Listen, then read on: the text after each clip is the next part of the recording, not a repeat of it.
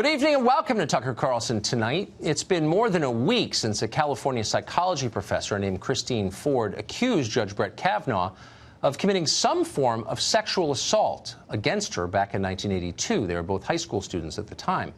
Ford's claim has stopped Kavanaugh's Supreme Court nomination in place.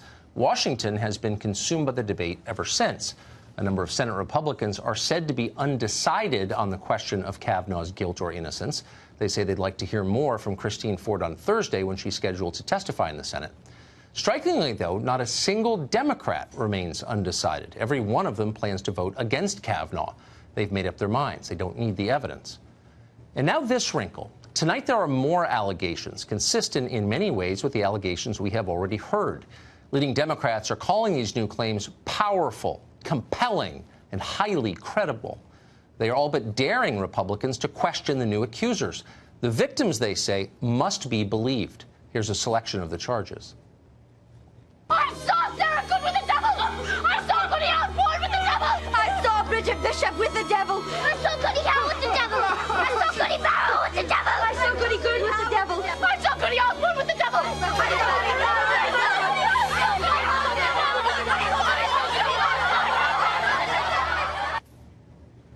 Oh, just kidding. That's a scene from The Crucible, which you'll remember is the Arthur Miller play about the Salem witch trials.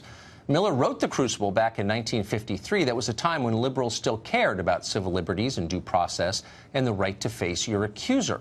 Miller wrote it as an allegory about the McCarthy hearings. McCarthy hearings were a period the left deeply hated until they took power and recreated it themselves. Nowadays, you wonder if progressives still read Miller's play. And if so, are they outraged by it? Maybe not. It might seem completely reasonable to them. Mob accuses villager of witchcraft. Villager denies it because witches always deny it. Prove you're not a witch, they scream. The witch can't, proving beyond a doubt that she is, in fact, a witch. To the stake she goes. Chris Coons would understand this reasoning. Coons is a Democrat from Delaware and a member of the Senate Judiciary Committee. He's been making the same case about Brett Kavanaugh in public recently. Watch him explain it. It is Judge Kavanaugh who is seeking a lifetime appointment to the Supreme Court and who I think now bears the burden of disproving these allegations rather than Dr. Ford and Ms. Ramirez. So even those of you who are absolutely dead certain that Brett Kavanaugh is guilty as hell because you saw it on CNN would have to admit that this does put him in a tough spot. The rest of us assume the Constitution guarantees us the presumption of innocence when we're accused. Brett Kavanaugh no longer has that protection. It's up to him to clear his own name. He can either figure out how to prove that Christine Ford's foggy 36-year-old memories are wrong, or his daughters can grow up learning about how their dad is a sex offender. That's his choice. So what does he do next? How do you disprove an accuser who can't even tell you when or where you supposedly committed the crime? Well, the FBI, of course. Democrats are demanding that Kavanaugh call down yet another FBI investigation on himself. Yes, he has submitted to half a dozen federal background checks already, but Democrats want another. That's the only way he can show he is innocent of these charges. Various dumb people on television agree with this. They nod their heads in unison. But would that really work? Is that the purpose of FBI investigations? Joe Biden doesn't think so.